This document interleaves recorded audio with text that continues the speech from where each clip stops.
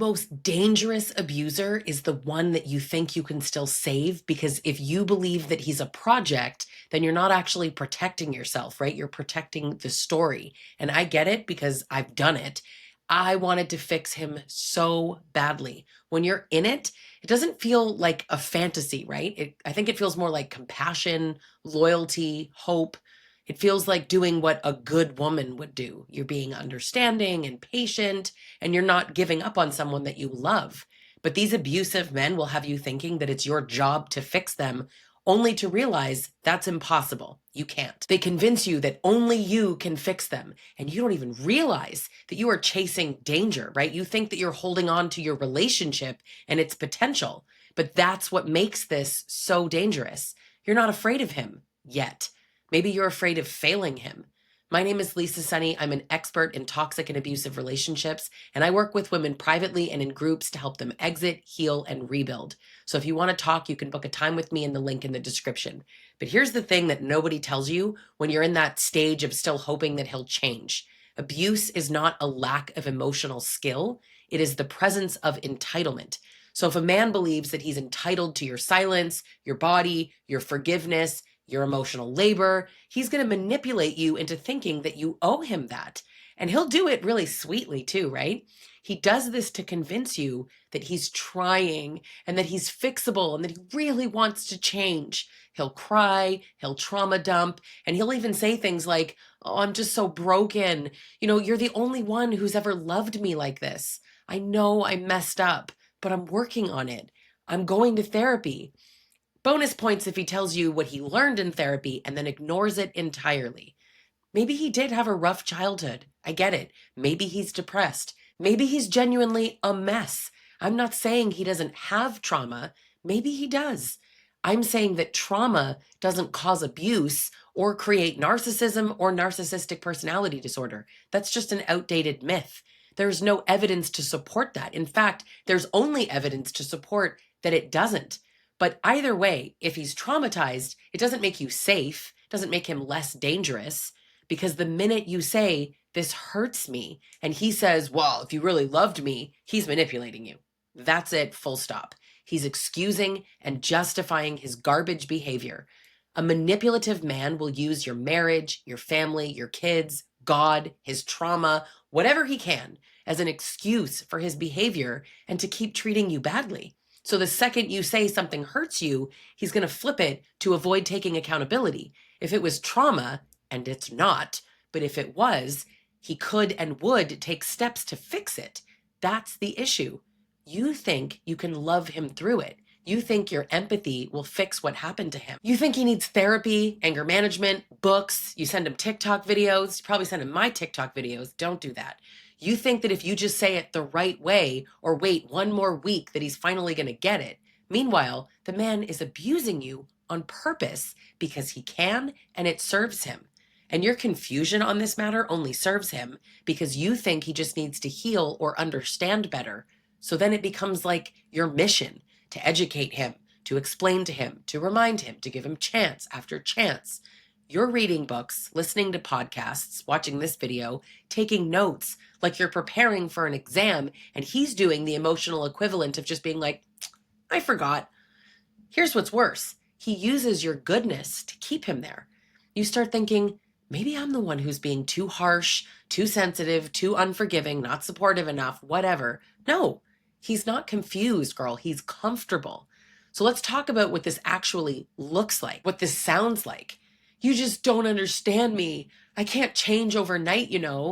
God doesn't want this for us. I'm praying that you'll help me. Oh, you're the only one who sees me this clearly. Don't give up on me now, babe." It looks like you're walking on eggshells during all of his bad moods. You're Googling what to do when your partner has childhood trauma instead of what to do when your partner yells at you, right? You're crying in your car after another argument. You're telling yourself, "Oh, it's just a rough patch. We can get through this." Spoiler alert, not a rough patch. It's who he is when nobody's watching. And there's a name for all these mental gymnastics that we do to survive this. It's called betrayal blindness. It's not denial. It's similar, but it's so much deeper than that. It's your brain really blocking out the truth because the truth, it requires action. And action can be terrifying when you're so attached. So we minimize, we rationalize, sometimes even unconsciously. I hear women say, like, he's not that bad. He's not all bad. It's not like he hits me. He's working on it.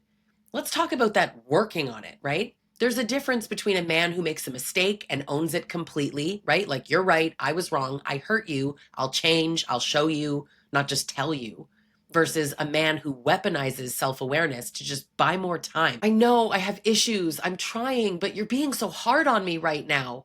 One is accountability, the other, it's performative. So here's where I want to get personal. Mine used to tell me that I was weak for leaving, right? That I was giving up. He would call me a quitter. And I think part of me believed that. That's why it worked on me. I wanted to prove that I was strong enough to stay through it, right? You're not going to hurt me into leaving you. I will always love you. I was strong enough to love him through our difficult time, strong enough to fix us, fix him. But that strength, right? Real strength, in the end, that's what got me out. Strength was actually walking away from the person that I loved because I finally realized I was the only one trying. You don't need superpowers to survive abuse. You need truth. You need to drag what he's doing out of the darkness into the light. Let's kind of zoom out for a second, okay? Let's look at this at a different level. Why is this so common? Why do so many smart, capable, loving women fall into this? Because we were taught that love means sacrifice. I get into this in depth, like raw emotional truth in my podcast, Real Talk with Lisa Sonni, Relationships Uncensored. You should check that out. You know, I feel like if we think that we're good enough, patient enough, kind enough, we can reach the most damaged man, right? We're all raised on Beauty and the Beast. Fall in love with the angry hostage taker, and eventually your goodness makes him a prince, right? Even that phrase, like a man will change for the right woman, that is a damn lie. So what do you do if you're still stuck? You start by asking yourself, what part of me believes that I have to save him? Because often it's not actually love that keeps us there. Maybe it's a fear of failure, shame, guilt, your identity. I was actually just talking to a client the other day about how she'd been married for 40 years and her entire identity was being his wife, his caretaker. So if you have built your whole worth around being the only one who understands him, the one who won't leave, the one who's not like the others, then leaving can feel like giving up on yourself. But you're not actually giving up on yourself. I say you're finally choosing yourself.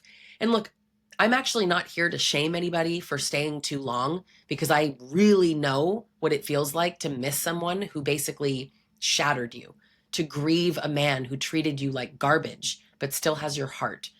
But if the thing that you're trying to save is the thing that's basically destroying you, you don't owe this man one more minute. You owe you your life back. So let me end with this.